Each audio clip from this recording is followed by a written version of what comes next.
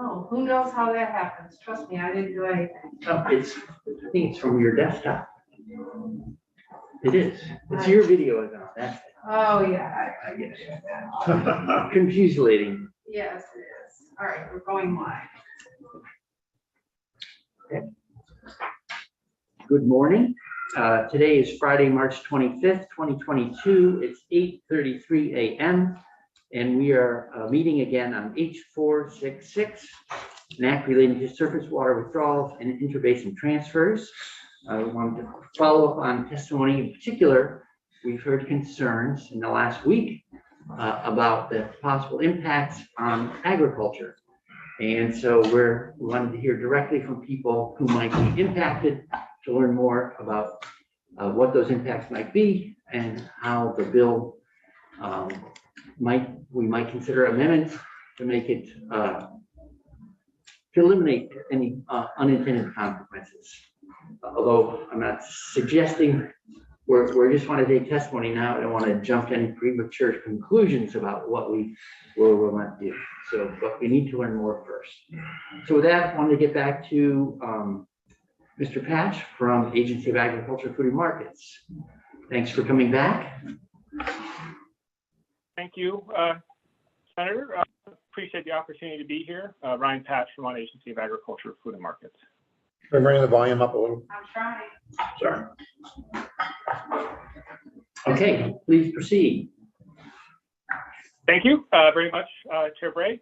I am going to share my screen as I wanted to put before the committee information that the agency has learned through the Surface Water Study Committee process and has helped inform comments I'll share at the close of this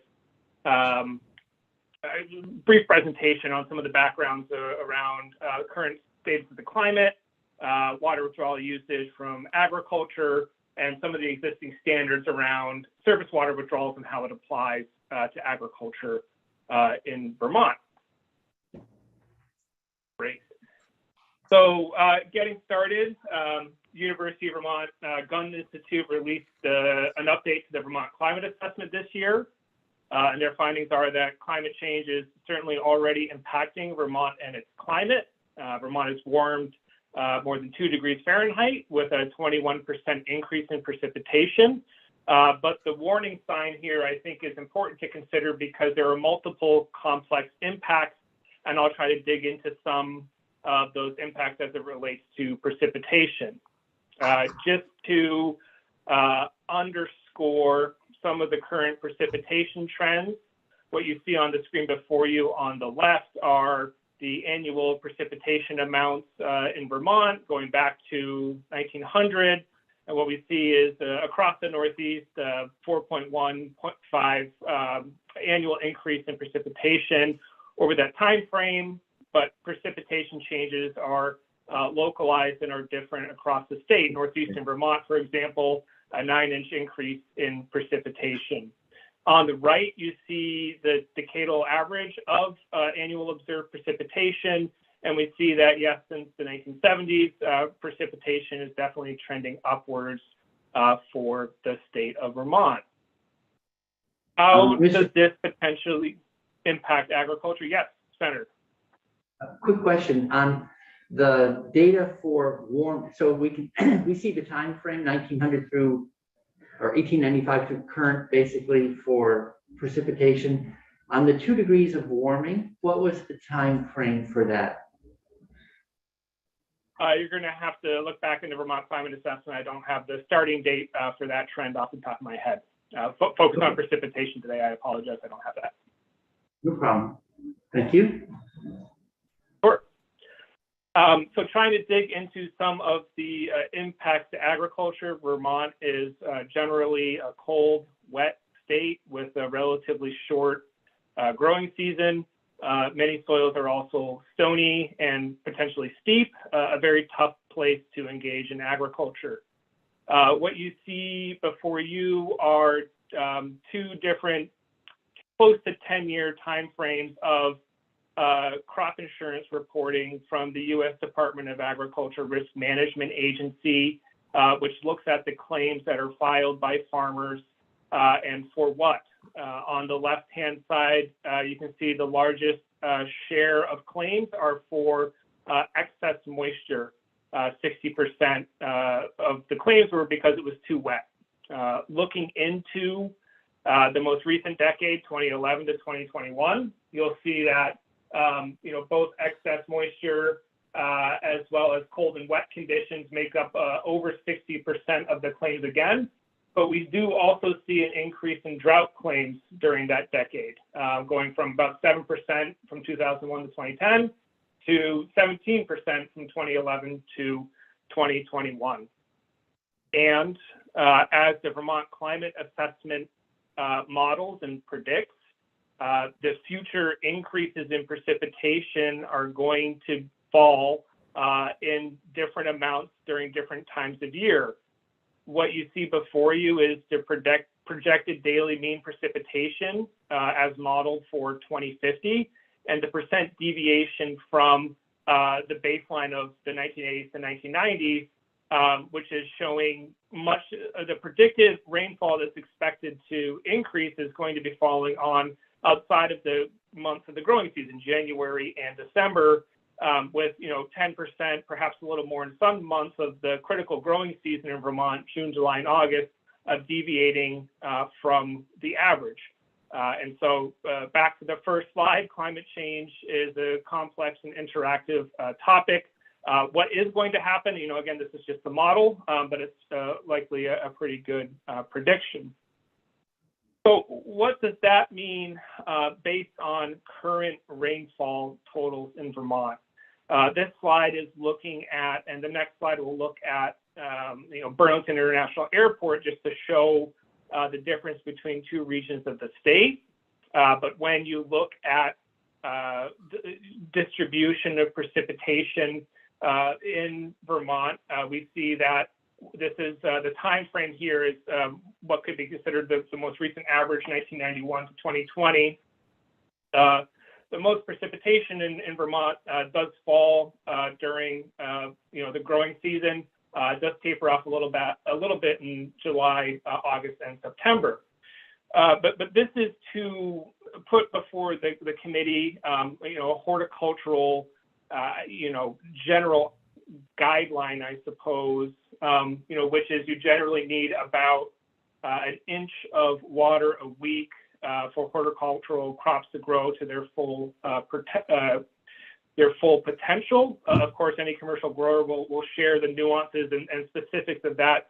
Certainly changed by crop being grown, time of growth, and antecedent soil moisture conditions.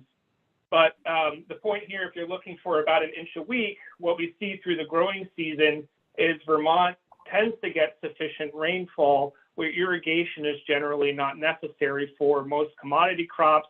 And certainly, while there are episodic droughts, Vermont tends to get sufficient precipitation to grow a viable crop using natural rainfall that falls within the borders of the state. And so Vermont, compared to many Western states, doesn't rely on, for example, center pivot irrigation or significant groundwater pumping or other surface water withdrawals to produce crops for harvest to feed either to livestock or to sell in the marketplace. So Vermont tends to get sufficient rainfall. This is just looking at Burlington International Airport, just showing that. Sorry, question? Pat, so I had a quick question. I think we had some earlier testimony about how the weather in Vermont was becoming more sort of hyper-regional. So those statewide figures that you're suggested actually were in good shape with roughly 4 inches of rain a month during the growing season. But have you looked at it on a finer level? Are there regions of the state that are experiencing, it seems to me like I remember northern counties being in drought when in recent years, for instance. So can you comment on that? That a statewide average might sound more reassuring than it is for particular parts of the state. Yeah, and I'm not trying to suggest that sufficient rainfall falls every week of every year in Vermont. To your point, Franklin and Grand Isle County saw significantly below average rainfall in the month of July in 2021. And the slide I've just put up is to show the deviation from Montpelier to Burlington International Airport, neighboring counties, where the observed precipitation decreases by almost 4 inches, with a drop off in July and August for the Burlington area. And so to underscore, I think your point, climate variability and climate impacts are certainly localized. We saw more than sufficient rainfall in southern Vermont last year, while Franklin County saw significant drought. But by and large, just attempting to establish that Vermont is a state where in most years a viable crop can be grown without irrigation. I'm speaking commodity crops. There are much different irrigation needs for horticultural crops, and I'll touch on that with the USDA irrigation statistics. But yes, these two slides are an attempt to underscore your point that where you are in the state matters, and rainfall patterns do change on an annual and interannual basis. Before getting to the specific agricultural structure, I wanted to share a report that was put out in 2010 between the U.S. Geological Survey and the Vermont Department of Environmental Conservation that worked together to estimate water withdrawal usage in 2005 and projects forward to 2020. This is a study that, when we look to the bill, a registration and reporting program would be a way to gather information to update and perhaps fill in the blanks for some of the assumptions that had to be made in the study about withdrawal and usage from different sectors.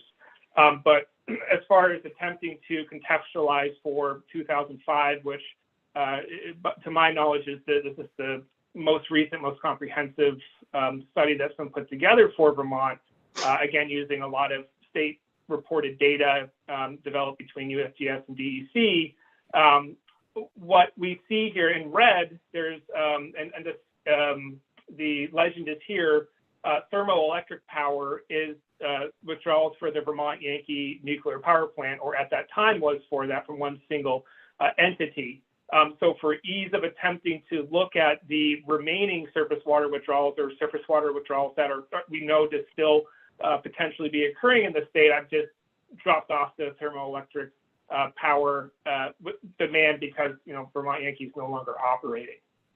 And so just to dig into this kind of wedge of withdrawals, which, you know, within the confines of the Surface Water and Interbasin Transfer Study Committee, certainly spent time talking about many of these industries, and some of these industries were represented on the study committee, including agriculture. I was the designee for Secretary Tebbets to that study committee. I'm not sure if I established that for the committee.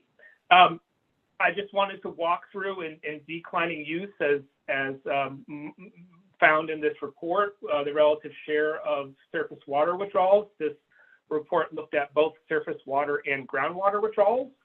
But we see public water supply and community water systems making up 52% of surface water withdrawals in the state, 20% from fish hatcheries, 12% from snowmaking, 10% from commercial and industrial uses, and 6% from agriculture, 4% in irrigation, 2% from livestock usage.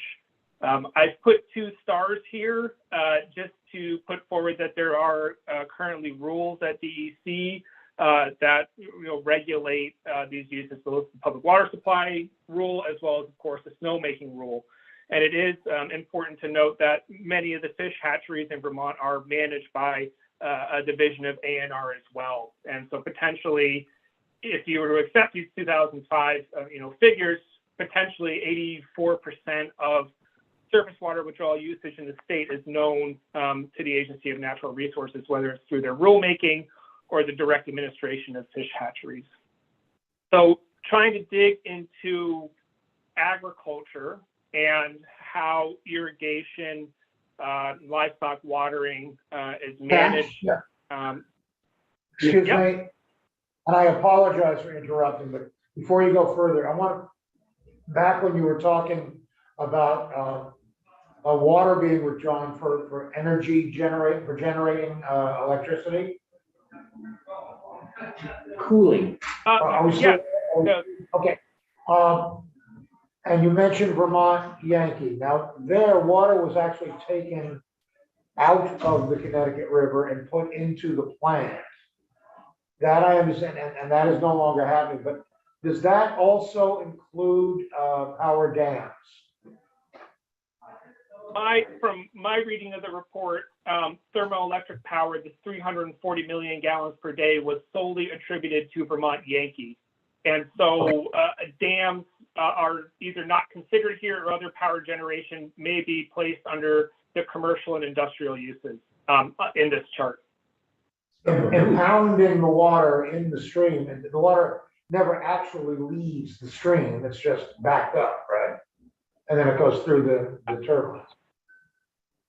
Yeah, I don't regulate dams. I'm not sure how that's considered a withdrawal or not by DEC. You would have to ask them. Okay, It's stream flow neutral. that's what I thought. Yeah. Just wanted to clarify. Yes, thanks. Yeah, sorry, I'm not the expert on dams and what impoundments and usage therein mean for surface water withdrawals. It But wasn't they're not- considered, and if it's federally regulated, it's a whole other kettle of fish, as I understand it. But they are not included in your statistics this morning. From my understanding, they are not included in the surface water withdrawal report from 2010. Thank you. One more question, Ms. Pratt. So I'm just keeping an eye on the clock, and I'm wondering where we are percentage-wise. Are we halfway through, or where are we in here? We are 3/4 through. Okay, thank you. Okay. Great. Yeah, I just wanted to make sure to get before the committee information about the current, state of surface water withdrawals, and to dig specifically into agriculture now as a sector and the best available information that we have on irrigation usage in Vermont. Required agricultural practices, right, as it regulates farming. If you're a jurisdictional farm, accepted ag practices include both irrigation and construction of farm ponds under section 3.2, both D and E.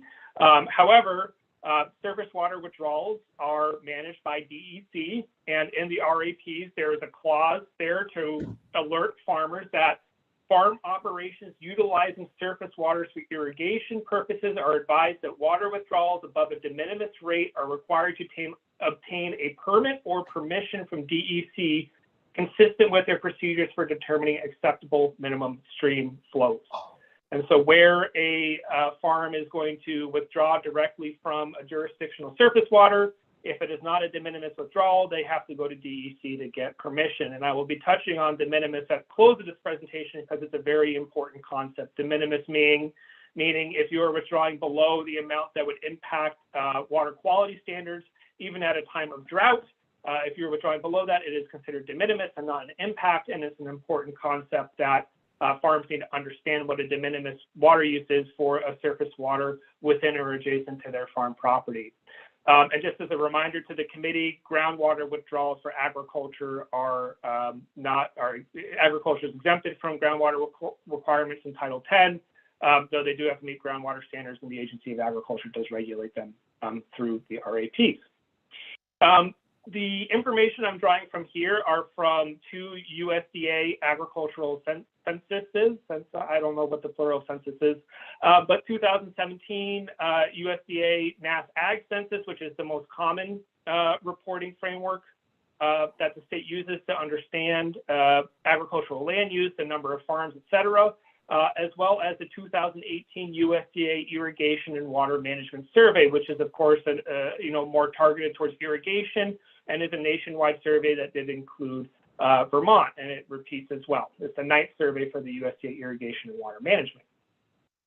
What we find from this survey is that 627 farms in Vermont, 9%, this is from the 2017 census, 9% of farms report withdrawing either surface or groundwater.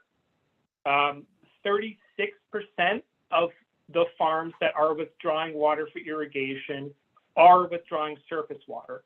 And so surface water, where there is a withdrawal, surface water is the less common of the two options, groundwater being more common.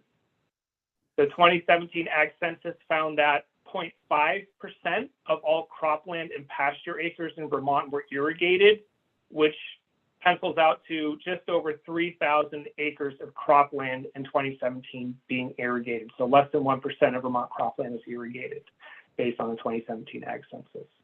This census also showed us that 93% of farms, more than 90%, withdrawing from either surface or groundwater, are managing between 1 to 9 acres of irrigated cropland.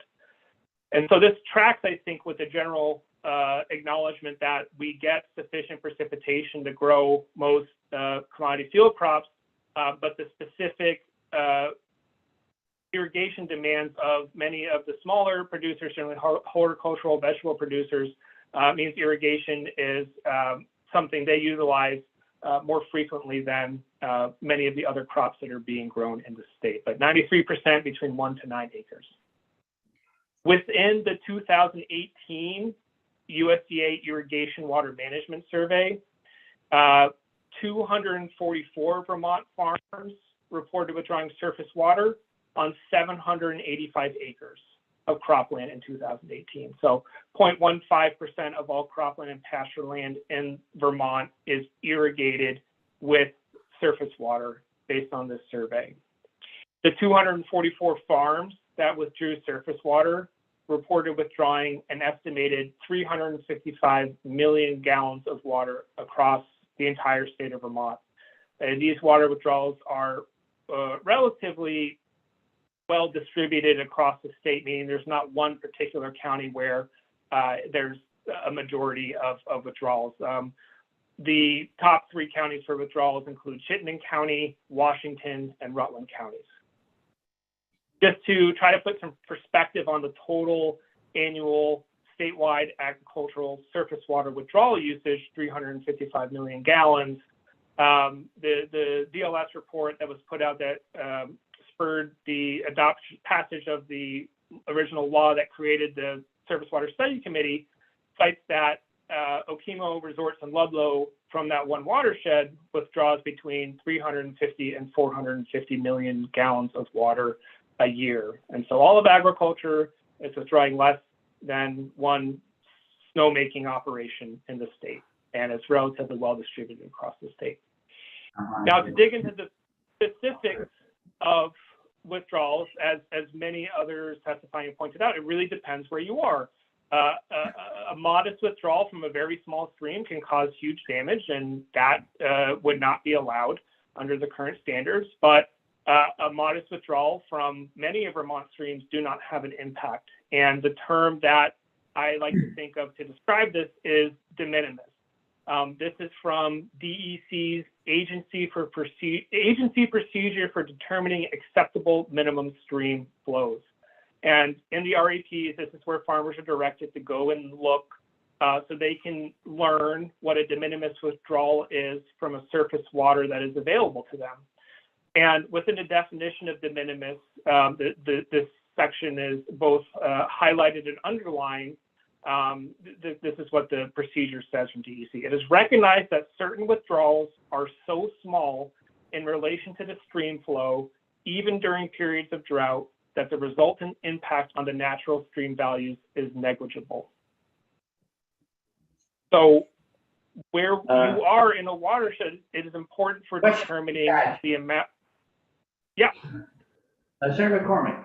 Thank you. I mean, I can do the arithmetic, but I'm not sure what the real world example would be of these stats on the screen. Would you describe what's going on when someone withdraws 0.005 cubic feet per second times the drainage area in square miles? What are we talking about? Yeah. We're talking about a camper dipping into the brook, or a farmer taking a small amount for a trough to water the animals or whatever? right, it depends where you are in the state. What I've done on the right-hand side of the screen is use Stream Stats. It's a tool that a farmer can use to go and find their surface water, drop a pin, see the square miles of their withdrawal site, and then calculate what a de minimis daily withdrawal would be. At the point I've placed on the screen before you in the Otter Creek, so at the terminus of the Otter Creek, mostly it's back a ways, where there's still a significant amount of agricultural land. The daily de minimis withdrawal is 2.8 million gallons of water per day. Now, it's a relatively large watershed, and those farms that are down at the, towards the terminus of the Otter Creek, they have a significant capacity to withdraw on a daily basis, millions of gallons of water before it would not be considered a de minimis impact based on these current standards. And this is something that every farm needs to, understand. If there's not flow monitoring, so you can't use the 7Q10 and you have to rely on the watershed acreage or square mileage, it's something a farmer has to do. But by and large, we find, or I've found, and from my experience, most agricultural surface water withdrawals are de minimis. And this is an important concept in the agency's opinion to make sure is a standard that is carried through in any permitting program. That if you are determined based on DEC's process or procedure that you are not impacting stream flow with your surface water withdrawal, even under drought conditions, that you should be able to withdraw that without needing to pay for a permit to do so. Certainly the registration and reporting permit is an important component to be able to set what the sideboards are and understand better what the usage is past that 2010 study. Updating that and showing the distribution of uses by sector, I think would be important for policymakers to understand in setting thresholds for a permitting program. I acknowledge that is designated to or delegated DEC in the current bill. But the point being, this de minimis concept is something that I feel is very important to put into H466 to make it clear that ANR, and they said, Mr. Crocker said in his testimony, one of the last sentences of the second to last paragraph, pointing out that the intent isn't to regulate those withdrawals that have no impact. And so making it clear in H466, this is my third point about comments that the agency has about H466 is passed by the House, that inserting de minimis or non-impactful withdrawals as being something that doesn't need to be permitted, I think would be important for ensuring clarity for current water users. And so I'm happy to answer any questions about the presentation, and then I could dig into three specific comments the agency has about H466 as the committee would like. Well, again, I'm conscious of the time, so I would ask that, so thank you for the thorough presentation, very helpful. Could you take your comments and turn them in, if you have suggested edits to the bill based on those comments, could you sort of write up the suggested language and submit that to us, because that'll help us more clearly see any changes that you would propose to make. For instance, when it says clarify, are you suggesting a language change that is clarified, that kind of thing? And if you could send them directly to the committee and to Ms. Newman, that would be great. That way we'll all have that language and we'll be able to consider that as we consider edits to the bill more generally. Absolutely, Senator. I would be happy to do that. In summary, ensuring clarity that existing constructed farm ponds are excluded from surface water withdrawal registration, reporting, and permitting. There are farm ponds fed by groundwater. It's not a surface water.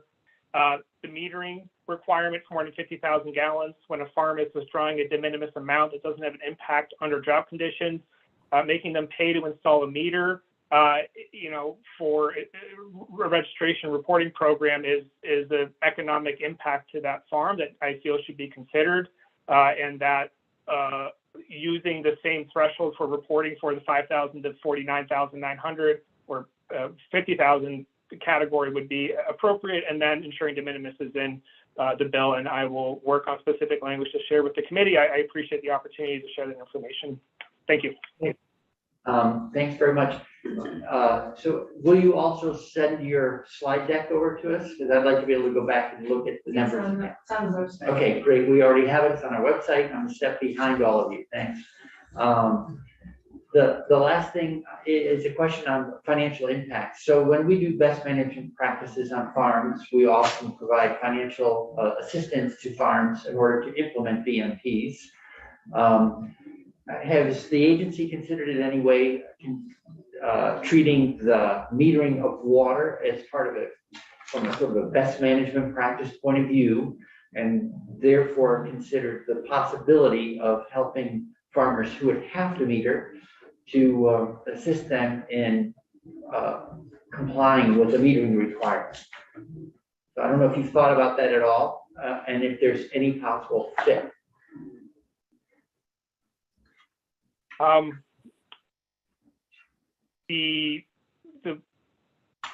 don't think it's necessary for farms to meter more than 50,000 gallons of withdrawal. I believe they can get to an accurate estimate.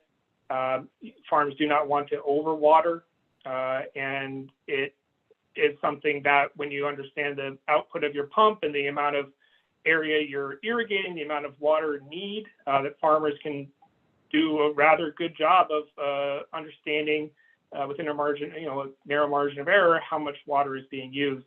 The existing best management practice dollars are going to abate agricultural non-point source pollution, for which surface water withdrawal and usage is, would be a very low priority, if not ineligible. So if the committee would want to fund that, I think specific direction to do so. But from the agency's perspective, it's not necessary to require metering for de minimis agricultural withdrawals. Okay, all right. Thanks so much for your testimony and for that extra information on BMPs and how we do or do not use them. With that, I'd like to invite Joseph Dutton to virtually join us at the table. Good morning, Mr. Dutton. Thanks for taking time out to join us and help us learn more about the impacts of 466 as currently written on your operation and any suggestions you might have for us to consider. All right, yeah, thank you first off for letting me testify. So yeah, my name is Joseph Dutton, and my family, we farm in Windham County along the West River. So a lot has been said during testimony from farmers and from like Ryan Patch's testimony right now, and in the testimony that we gave before the Senate Ag Committee. So I agree with all the major points that have been brought up from farmers. So I think today I'm just going to try to touch on several points that I don't think have been visited very deeply. So first off, I just wanted to say that I'm a little disturbed with how our concerns are being characterized over the past several weeks. I don't think that any of us farmers are basing our concerns on the intentions of this bill, but regardless of the intentions, there are going to be some serious unintended consequences. And to have our concerns brushed off as disingenuous or based on misinformation, it doesn't feel helpful to the situation. Sure. Can I pause there for a moment? So thank you for bringing that up. It's always a little hard to talk about something sensitive like that. I actually am a little bit unaware of what kind of characterizations you're hearing, but from whom? Certainly I don't think they come from this committee, but I don't know what you've heard that doesn't sound like. Well, I've heard, and again, not from any of the committee members, but from several of the people who have given testimony in the last several weeks.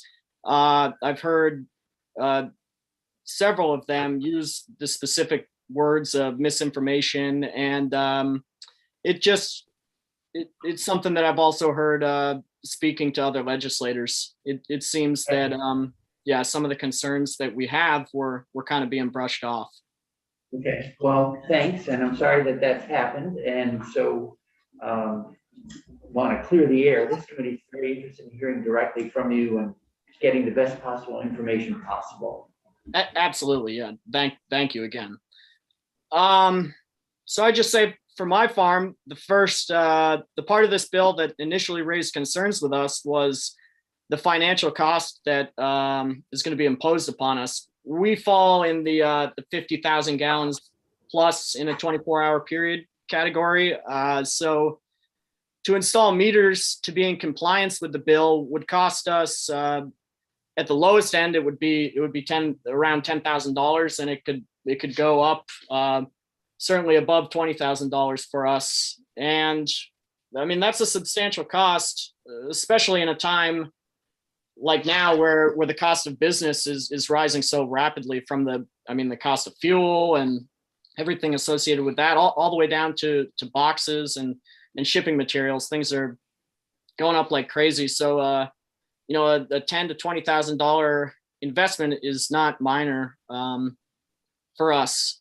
So can you describe a little bit how you incur that cost? I mean, we heard from one operation that he had 6 irrigation lines, and he thought he would have to install a meter on each of them individually at about $5,000 a piece. So he was looking at a $30,000 expense. Does that kind of math pencil out for your operation? How are you doing the math on this? Yeah, I mean, that's the same issue. We have, like in my farm, we have 2 large irrigation pumps with 6-inch lines coming off of them.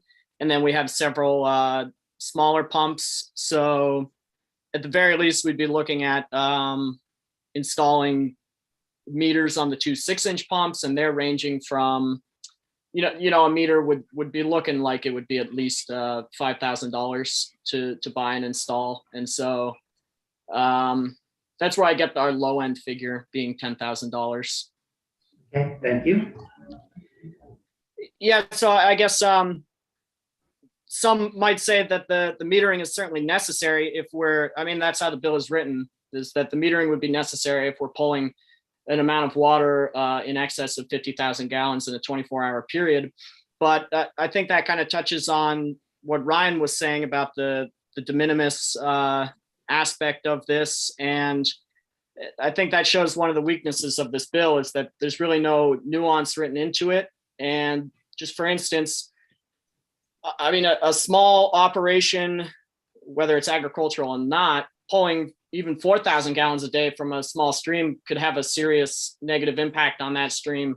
But in the case of my farm on the West River, as it flows past us, even in the absolute lowest flow, in the worst drought situation, it would be flowing over 200 million gallons in a 24-hour period. And in a high flow, it's flowing well over 1 billion gallons a day. Your average is somewhere in the middle there. So even in the worst case drought scenario, if we were running our pumps 24/7, something that we wouldn't be doing, but even in the worst case scenario, if we were running 24/7, we would not be able to get anywhere close to the above the DeMinimis. And so it just goes to show that the real implications of this bill are, it's imposing a great financial cost on us, but we're not in a situation to put any impact on the watershed as it flows past us, the river as it flows past us.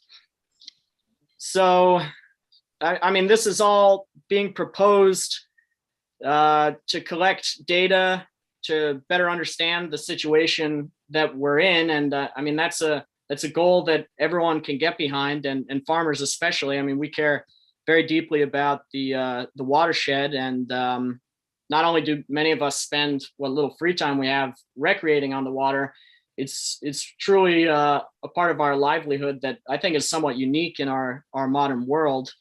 So I would say I'd personally be really happy to participate in a study to better understand the way that surface water is used in the state. But I don't believe that this proposed legislation is the most efficient way to approach this issue. And I would say, with respect, it feels as though this bill has been rushed from the beginning.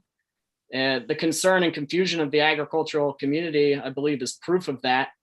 there were no farmers on the study group. There were no farmers that gave testimony in the House. I believe that as a community, farmers are so alarmed because it feels as though our concerns were not even considered during the writing of this proposed legislation. This is clearly an important issue, and because of that, I think it's of utmost importance that we not rush to pass a bill that's going to put so much unnecessary stress on communities like agriculture. Okay, well, thanks. So this, just for information, I hope this doesn't sound defensive. The bill that created the study group was a year ago. And then the study group operated for like 9 months, and then they drafted the proposed legislation. So I think from a legislative point of view, we were sort of moving slowly and deliberately, studying it first, having a working group, drafting legislation and bring it in. In terms of setting up a study group to make the recommendation, we included the Agency of Agriculture itself, thinking that it would represent the interests of all farmers. I don't know how many meetings actually asked farmers in to provide direct testimony, and so I can't count on that. So we thought we had the right mix at the table to ensure that farmers' voices were heard from beginning to end. But obviously, that's not the way it feels to you folks, and so we're doing our best to catch up here and learn more. Yeah, I would say just on that point, we certainly value the input that the Department of Agriculture and through Ryan specifically had. I think that there's a lot of information, as you know, presented in his slides that he just had, that is greatly helpful and represents us, pretty well. But there weren't any farmers specifically in either giving testimony or in the study group, and so I think that's where, as a community, there's a little concern because even though we work very closely with the Department of Agriculture, I don't think that a government agency can necessarily directly represent individual people or businesses. Sure, absolutely. So I really appreciate your taking time to speak directly with us as we work on this. Senator McCormick. Of course, the action on this bill has been in the House, and so this is sort of new to us. If you were neglected in the House, you're not being neglected in the Senate now. I mean, here you are, and we're listening. So what I would be interested in knowing specifically what provisions of the bill you find objectionable and what you would suggest we do instead. Yeah. Well, I guess, yeah, I certainly would like to reiterate that I am very thankful of you guys giving us, both today and several days ago, the opportunity to testify. And I certainly understand that you guys aren't neglecting our concerns on this. So thank you again. And in terms of the specific parts of this bill that are most concerning to myself and to our operation, I think the requirement of meters that's certainly the most objectionable part to this. And as Ryan said, we have a pretty in-depth understanding, as do many farmers, of our system. We can be pretty accurate in estimating how much water that's putting out. And that aside, we're well within the confines of the DeMinimis procedures. And so I think that it really is unnecessary and very burdensome to mandate the installation of meters. I really think that's where the biggest on the ground impact would come. The financial cost of installing meters and having to record that meter data. That's another part, is not just the upfront investment of the meters. I know on my farm, our biggest problem is the that we're understaffed, and that's a problem that's been going on since before the pandemic, but it 100% has gotten worse during the pandemic. And I mean, geez, when we're irrigating, when we're using those pumps, my family, I mean, we're working over 100 hours a week, and so even just maintaining one more log, it really is, it's not something that we're looking forward to. So yeah, having to install those meters, having to monitor them, it just seems unnecessary when, if the goal is to collect the data, we can provide really precise estimations and meet those goals. Thank you very much. Are there any further questions for Mr. Dutton? One more, there are agricultural associations, the Farm Bureau. I guess actually we still have the Grange there.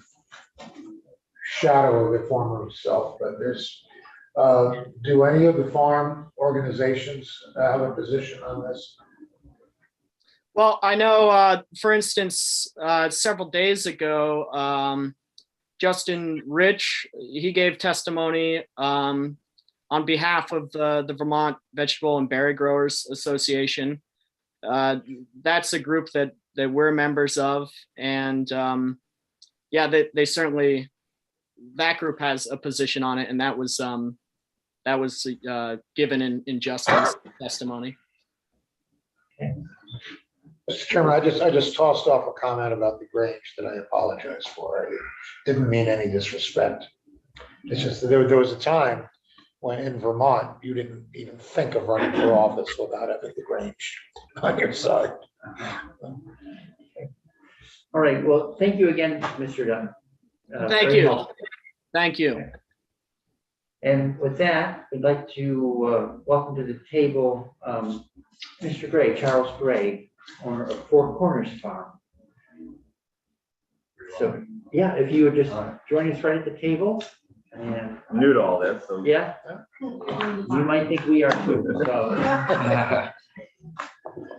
So good morning. Good morning. So this is, I know it seems a little formal and fancy, but really, we just wanted to have a chance to sit at the table with you in person and have a conversation about the bill. You know, you've heard what's going on so far. We always want to make sure that it's one thing to write a law on paper. It's another thing to know how it will play out for people who are impacted by it. So we'd love to learn more about your perspective on how this bill would affect your operations, and if you have any suggestions to make it a better bill. Right. So yeah, I'll just introduce myself real quick. My name is Charles Gray. I'm 34 years old. I'm from South Newbury, Vermont. I've been farming now for 8 years, but before I was farming, I was in the United States Marine Corps. I did one tour to Iraq, and during my time serving, I was a petroleum engineer, or we would call it bulk fuel specialist. So I pumped and transferred fuel from all sorts of operations, from small 3,000 gallon tanks to 50,000 plus gallon systems. And then during my last 2 years in the Marine Corps, I was stationed in 21 Palms, California, and I was their chief, it was a maintenance officer or whatever. So I dealt with all maintenance of from the biggest pump of 600 gallons per minute all the way down to our smallest of 125 full start Honda. So I have quite a bit of knowledge on how much, we in training in school, we couldn't afford to use fuel, so we used water. So fuel, water are fairly similar. When I got out of there, I went to Montana State for college, and I came back here to Vermont in 2012. In my first year at Four Corners Farm, I was irrigation manager, so I did all the overhead irrigation and drip irrigation for the farm. Four Corners Farm is the diversified ag farm that parents started. My parents, Robert and Kim Gray, started 43 years ago in Heartland, and since then we've moved to our current location, which we've been at for 40 years. We grow almost 40 different crops of vegetables, ranging from just cover crops all the way up to strawberries. We have over an acre of hothouse tomatoes, so under greenhouse. Majority of our irrigation is drip now. We've switched to, which is, it's kind of the catch-22, is you use less water, so it costs less fuel and everything, but you have then plastic pipes to deal with, which we use 1 or 2 seasons before we have to get rid of them. And what as they said before me is, and the striking point is just how fast this bill came to light. And I know that they did a research group, but I know, as you said, they reached out to the Agency of Ag. And I understand that the Agency of Ag is a huge department as it is, and it's dealing with, you know, the countless other problems that are going on in our state, whether it's the closing of dairies and so on. So it's, I think if they had reached out maybe to rural Vermont or BVGBA, the Vermont Growers Association, it would have been instantaneous. We would have invited all of these study groups to our farms to show how we use and how we pump water, because you would not be a farm of 40 years if you disrespected the water or if you misused it, because that is one of the three life sources for plants. It's your soil conditions, it's sunlight, and it's water. So it's really hard to all of a sudden have this bill that is going to regulate how much water I pull out of the stream. But, you know, let's say, for example, the stream next to our farm, we have two of them. We have the Peach Brook and then we have Connecticut. But the Peach Brook it's 10 feet wide. It's like averagely 10 feet wide, and I would say 2 to 10 feet deep, depending on the river. And for our drip irrigation, you know, you guys can't see it, but this soda can, that's about 2 inches. So, you know, a 2-inch drain, that's all we're sucking out of that stream to feed it. It's not like we have, you know, a 30 or 40-inch pipe, you know, pumping the water out of the stream. So it's this, I feel like the regulation should be more of the CFS for the stream, and that should dictate the amount of gallons you can pull out of it. Not saying, you know, you can only pull, you know, this many gallons before you have to start reporting it, but if it really doesn't matter, because the stream, as you're saying, Mr. Dutton was saying, the West River is putting hundreds of millions of gallons per day past his farm, and if he's only pulling out, you know, 20 to 70,000 gallons out of that, it's such a drop in the bucket that what is that? What are those numbers and what are those figures actually going to show you at the end of the day?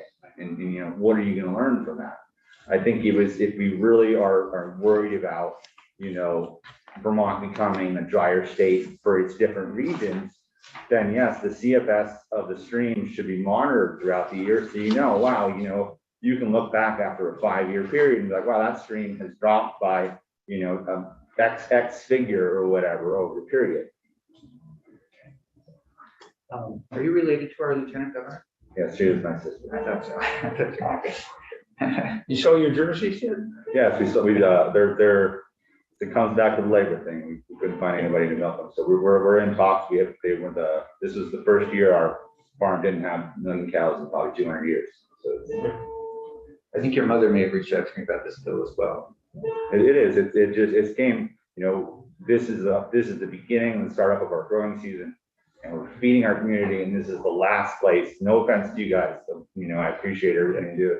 This is, I would, you know, I want to be at home feeding our community, not coming here to testify against the bill. No, so thanks. And, you know, it's always awkward to, you know, I don't even feel like it's speaking against. You're just informing us about the nuances of what's going on and what the implications are. So thanks for doing that. The bill has just arrived here, so I'm not that familiar with it at this point. We're just getting to know it. Does it really not make distinctions between large streams and small streams? It's Simply the amount withdrawn? Yeah, it's just the amount withdrawn. Here was what the part for the permit. It doesn't, and this is what, during this conversation I was just thinking about, is the Continental Divide in Vermont.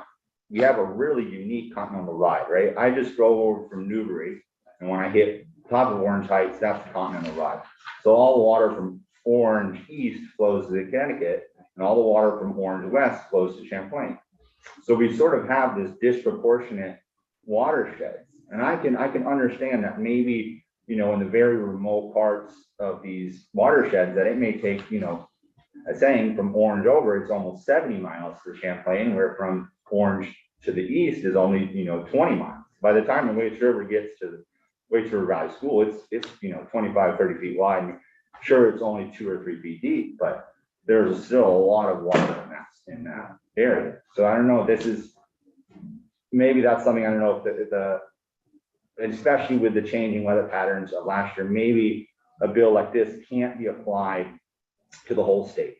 Maybe it does have to be something that's sent out to the counties, and each county can determine, what is benefit from talking to their constituents and talking to how the streams are running. And yeah, just general weather patterns. It's like right now, for example, I don't know if this is exactly what you're mentioning.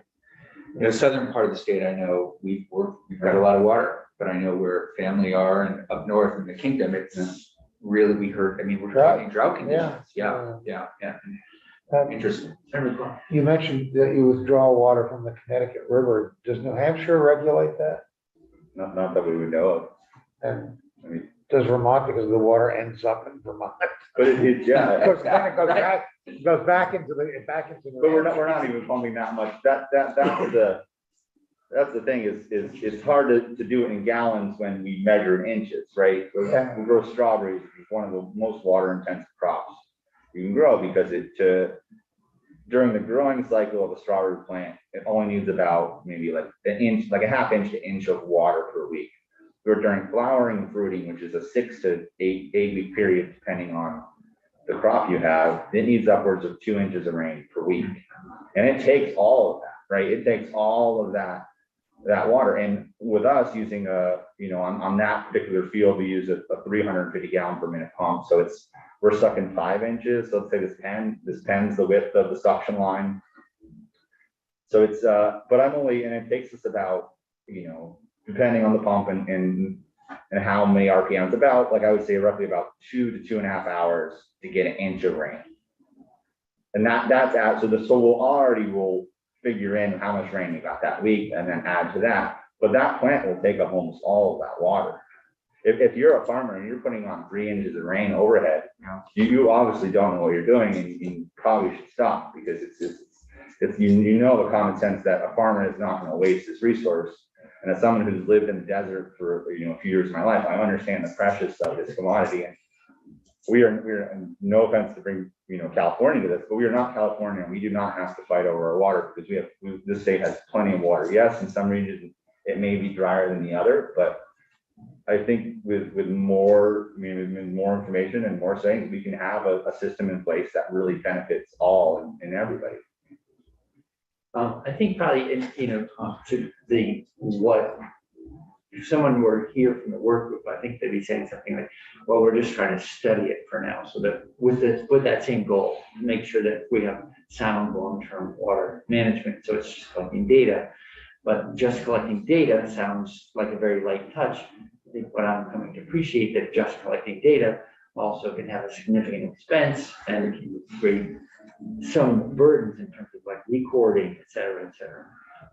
If there were no point in hypothetical, I was going to say, if there were no expense involved with meters, would like if you could do it all by estimation, and it was just a reporting requirement based on estimation, it sounds like you basically, especially with your background, could very accurately make a prediction on how much water. Yeah, that would be easy enough to sit down in a cold January day, and because the pumps are only going to do so much water, and how many hours you could create a spreadsheet or whatever. And that's, in theory, it's not going to change very much. And especially as we're moving more and more towards drip, because instead of using a 600 gallon per minute pump, with technology now I can use a 150 or a 125 that's set up for a high pressure system. And I can water an acre of strawberries with a tiny little gas motor, and use a fraction of the water. And that's sort of, I think, a lot of farmers in Vermont are, and it's only really are moving to, but that's only really happened over the last, 10, 15 years. So on Mr. Pat's presentation, when he said it was a 4% irrigation, right, and 2% was for livestock, I'm sure that's even gone down more now because they've switched to drip. We're using even less and less water. So the old system is what, sort of a giant sprinkler? Yeah, aluminum pipe, and I think it's a 45-foot swath that it does. Yeah. And it just covers the field. And now with drip, it really is amazing, the technology. And now they have the new low flow drip where we can send water almost 1,000 feet on a 3/4 inch plastic tubing. We can send it out 1,000 feet and just water that where that crop is. So Yeah, it seems like reading about some of this stuff and another very dry place, Israel, has affected irrigation.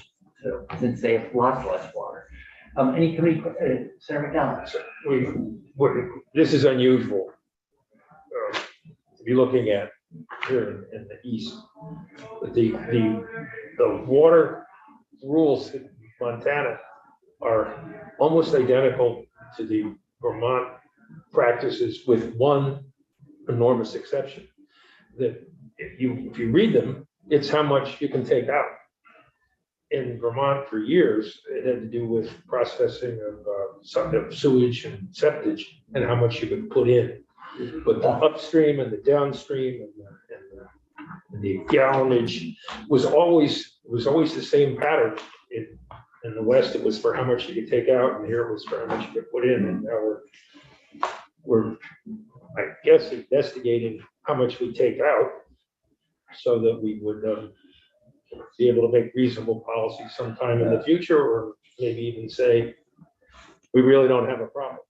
But I think that's what the bill is. But isn't this already covered under the good agricultural practices, right?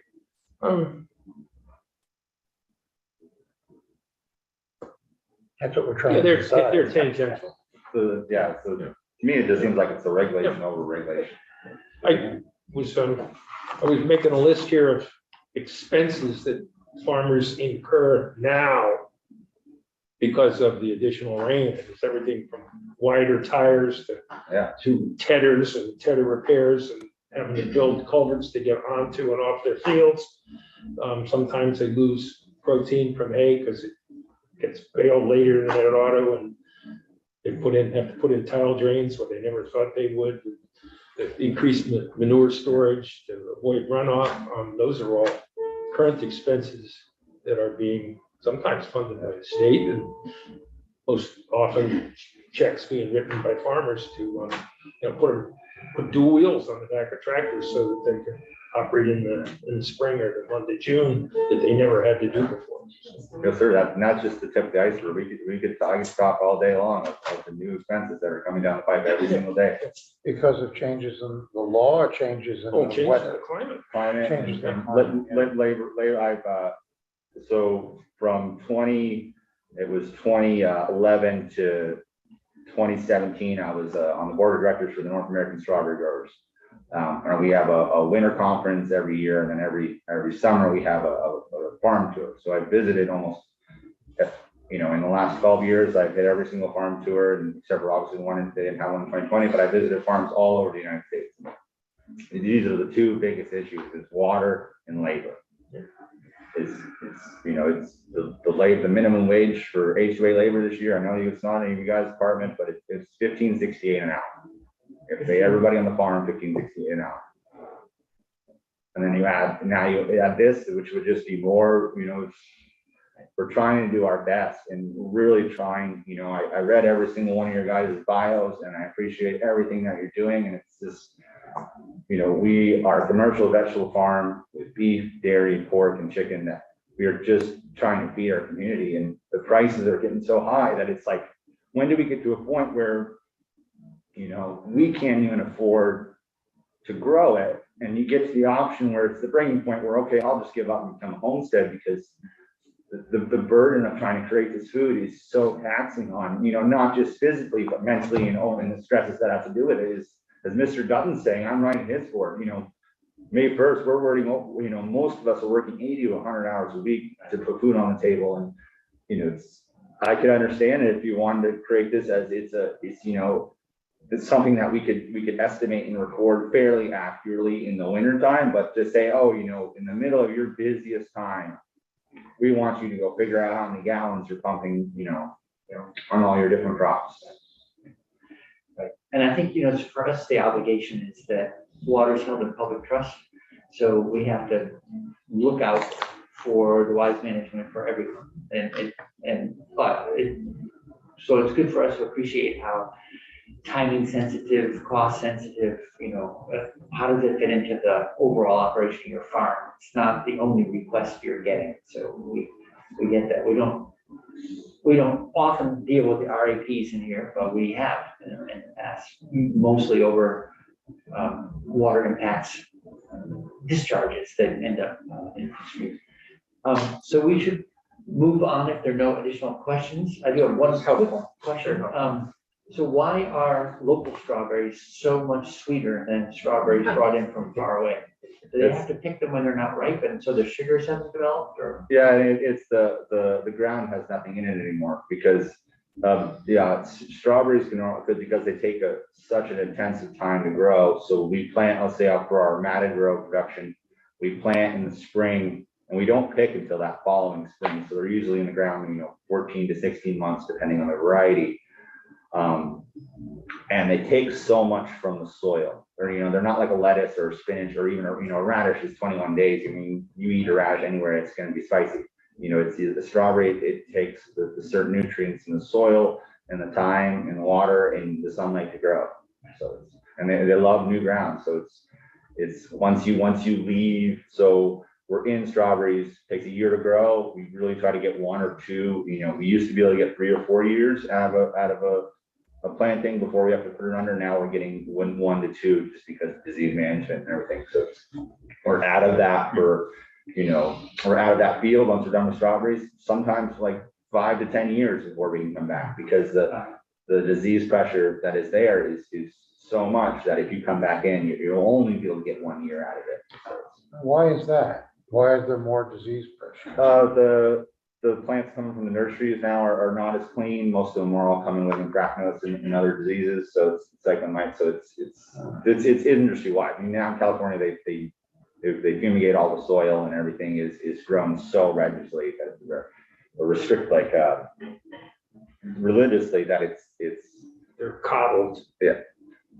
So you try to grow some of those varieties here, which we've been learning in the last few years, is our ever-bearing varieties, trying to have strawberries in the fall, as they're very, very hard to grow in our climate, but every year we're getting better at growing them. Well, thank you again for coming in. Yeah, thanks for coming in. And we wish you a good growing season. For sure, and thank you guys so much for doing this, because someone has to do it, right? I paddled Mr. Farm. Oh, thank you. Yeah, and anytime, you guys get off, you guys are in with work in July, so always come by and check everything out. I would love to give every single one of you a farm tour, so. Yeah, that'd be great. Every once in a while, we're released on our own cognizant responsibility. So, okay, thanks again. Yeah, awesome, thank you guys so much. With that, I'd like to go to Ms. Erfer, Kathy Erfer. Good morning. Good morning, everyone. Thank you for your time. For the record, my name is Kathy Erfer. I'm river steward for Connecticut River Conservancy. And I have written testimony that I'll send you. I will probably truncate a little bit just in the effort to make sure that there's some time for Jason this morning as well. My understanding is you want to end at 10. So Yes, please, or close to. Thank you. okay.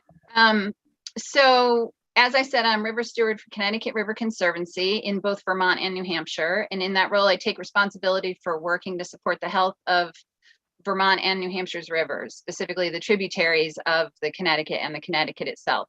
I participate in regulatory proceedings affecting our rivers. I do public education about potential impacts. And because we are in a 4-state organization, I have some insight as to how issues are handled in the other watershed states. Additionally, as an organization, we work directly with landowners to implement projects on their land to protect and enhance water quality, reduce erosion, increase habitat. And in that role, we often work with farmers and on farmland in the eastern side of the state. CRC is a non-voting member of the Connecticut River Watershed Farmers Alliance. We've worked closely with the Farmers Alliance for several years on the relicensing of the Wilder, Bellows Falls, and Vernon dams, and are working to address concerns about erosion and loss of farmland, specifically along the Connecticut River. I have a great deal of respect for those farmers in that group, and I acknowledge that I have a lot to learn from them. Conversely, I hope that I bring some expertise because of my background, training, and position as river steward to those conversations as well. So CRC, I participated in the initial permit review that included the interbasin transfer, which started this policy process. The permit highlighted for me the fact that there was a huge lack of information about surface water withdrawals occurring in the state. As I did further research, it became clear that anyone who has riparian access to our rivers could withdraw as much water as they wanted with little to no oversight. And as I learned more about riparian rights law, it became clear, and I became concerned specifically about farmers' access to surface water for irrigation in the face of climate change and expected droughts. I'm actually pleased to have heard Mr. Patch's testimony that actually shows that in this case, the bill, there's a lot of other surface waters that this bill is going to address, and I'm glad that the farmers, for the most part, often have other sources of water that is not going to be addressed under this bill. But still, the riparian rights law causes concern in terms of the ability to access that water when you need it. A little bit here on climate change, because it's a huge part of, I think, the importance of this bill. So if you think from moment to moment, it's difficult to perceive the changes that are occurring. When I was working on my master's degree in 2009, one of the first assignments I had was to dig into the details of what climate change will look like in New England. And what I have seen occur in the past decade is exactly what was predicted: increased flooding and increased droughts due to reduced snowpack and more runoff. And the other thing is that, yes, these changes are happening on a very local watershed scale with more intense localized storms and weather patterns. During 2018, when I would drive up I-91 to go up to meetings in the Upper Valley, for most of the summer, the White River was bone dry. And where I live in southern Vermont, we had been inundated with rainstorms almost weekly during that whole summer. If you look at the current drought monitor for the state right now, you will see that the entire northern half of the state has been considered abnormally dry for the past month. In July and August 2021, the northern half of the state was in a moderate drought, and there was a secretarial disaster declaration for drought in 9 counties in Vermont beginning in June 2020. So drought is a serious issue. Simultaneously, there's catastrophic local flooding. There were 10 counties considered natural disaster areas in 2019 for flooding. So add on to this scenario increased development pressure from climate change migrants and recent COVID migrants. Vermont saw a 38% increase in out-of-state buyers in 2020 compared to 2019.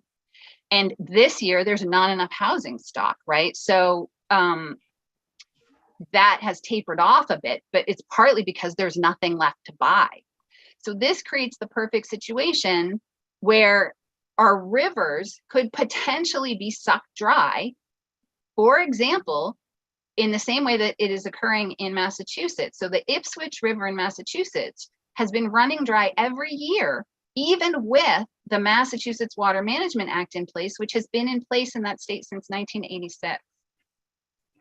All 3 of the other Connecticut River watershed states, New Hampshire, Mass, and Connecticut, have some sort of surface water use registration or permitting program in place.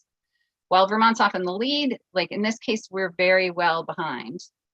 And again, I just want to return to this illegal riparian issue, which is that right now, if someone moves in upstream, and that could be multiple houses, it could be, large industrial, who knows? If someone moves in upstream from a farmer and they start to withdraw that water, and there is nothing left for the farmer, their only recourse is to hope that the upstream neighbor will save them a little bit or take them to court. There is nothing in place to protect them. Having said that, a lot of the focus in the testimony has been on regulation that affects individual withdrawers. And I think the most important aspect of this bill is that it allows the state to consider cumulative impacts on a stream. Snowmaking and DeMinimis requirements are limited to considering one surface user's impact on an entire volume of a water body. But there is currently no way to consider the cumulative impact of multiple surface multiple surface water users taking water at the same time. And especially when you consider drought scenarios, that could be a serious impact on our streams. So before I close, I would like to make one additional point. I've been a town meeting member in Brattleboro for the past 14 years.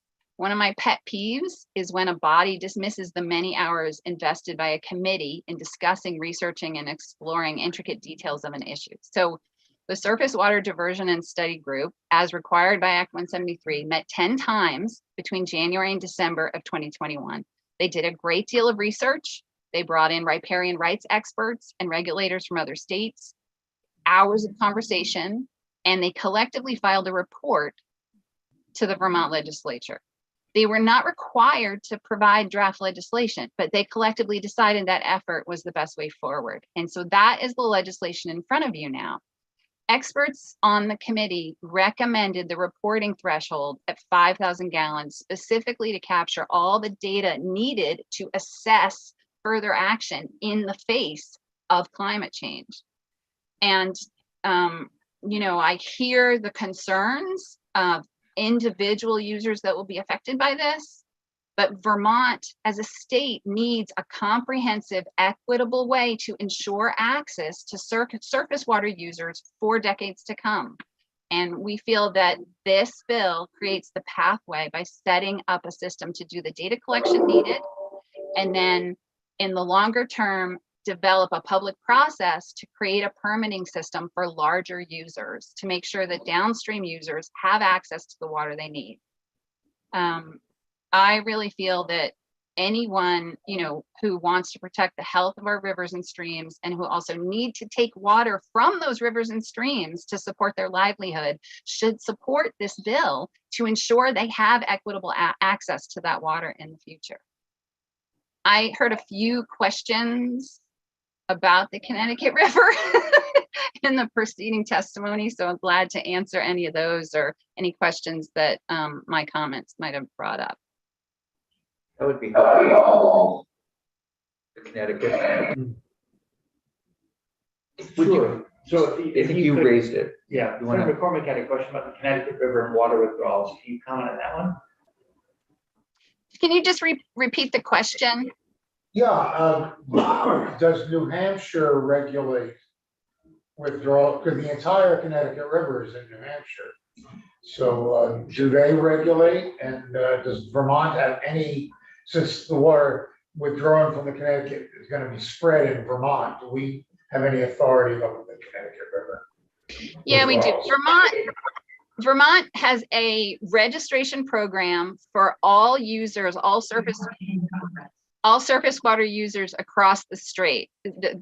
So they are collecting the data to understand everyone that is using surface water. They also have an in-stream flow program that is being rolled out on specific rivers. In that case, they have designated rivers by statute in New Hampshire. And so the in-stream flow program is the permitting. It's sort of like a permitting program, but it's assessing the cumulative impact of each user's withdrawal, and also what the streams need for maintaining life. Because of the size of the Connecticut is a designated river, so it could fall under that program, but in their priority list, it's lower on the list because of the size of it. So they're working on the smaller tributaries at the moment. In terms of Vermont's ability to regulate on the Connecticut side of the river, absolutely, they can. The drainages, the direct drainages to the Connecticut are included in all of the tactical basin plans, and the line is actually well into the river. So for instance, if we find a propane tank on the Vermont side of the river buried, which we are still due from Tropical Storm Irene, if we call New Hampshire, they're like, oh, call Vermont to take care of that. So the low water mark before the dams were built is actually the borderline. So there is a good chunk of the river that is Vermont's side of the river. Thanks. Thank you very much. All right, there are no more questions for Ms. Ripper. So thanks for the reminder on the report. Did you participate in those proceedings? of the study group? Did I participate in the study group meetings? Yeah. No, I did not. Okay. Last question to Senator Campion, Well, then I we're gonna think go to Senator Mr. Shattuck. McCormick's point is really interesting around, what I think we're heading toward. We've seen already in this country, water wars, down south, where some states are suing other states. Rivers are flowing, they start in one state and they go into another. And the drought and flooding issues related to climate change are so serious. So I appreciate you raising this. I appreciate you reminding us of the committee's work over the summer and last year. And we'll see if we can find some sort of balance with everything. So thank you. Thank you very much. Thank you. Senator Parent, we're probably about 7 minutes away from getting to the amendment. I don't know if you want to go and come back. Okay, sure to your alumni, this will sound familiar. It's good to be back. Careful. Okay, well, so with that, I'd like to go to Mr. Shaddy, please. Thank you for coming back to committee, and sorry that we ran out of time when you were with us before. And you were a member of the study group. That's correct, I was, yes. So good morning, everyone. I want to start by thanking everyone for the opportunity to speak today. My name's Jason Shaddy. I'm the general manager at the Burlington Country Club. I'm here today representing the Vermont Golf Course Superintendents Association. I also served on the Surface Water Advisory Committee this past year. Prior to becoming general manager, I was a golf course superintendent at the Burlington Country Club. I served on the Vermont Golf Course Superintendents Association board. I previously worked for Vail Resorts in Colorado as a director of golf maintenance on a 2-course development project, where and extensively on water resource management in an environment where water resources are far scarcer than here in Vermont. Golf courses here in Vermont operate under several regulatory agencies and have proven to be cooperative partners in the development of new programs and regulations that best serve the state, its businesses, and residents. Recently, golf courses developed best management practices, which include water resource management, to help guide course operators in the state to operate their facilities. Courses in Vermont use water for irrigation primarily, which is applied to turf, to which a portion is returned to the watershed and/or the groundwater in the state. Relative to the surface water bill, the objection the Golf Course Superintendents Association has and others have is the lack of data and impact analysis necessary to begin a discussion around developing regulations and a permit process. While the Vermont Golf Course Superintendents Association can work to support the reporting components of the bill, they would respectively request to table the regulatory and permitting components until data and specifically impacts can be established. We ask, how can you develop a permit without knowing who's withdrawing, how much is being withdrawn, when it's being withdrawn, and not fully understanding the impacts, if any, these withdrawals have on the watershed? Vermont is plentiful with water resources, and the misperception that all withdrawals have a negative impact on the watershed and are only conducted during times of drought are inaccurate. We heard testimony that withdrawals should not be permitted on impaired watersheds. I might remind everyone that watersheds are impaired for several reasons. One condition may exist that an impaired watershed cannot withstand peak flows. Are we going to restrict withdrawals when an irrigation system manages peak flows by diverting water to a retention pond to be used as an irrigation water source, returning to the groundwater, and thereby having a positive impact on the watershed? The reality is we don't even know where and if any of these conditions exist.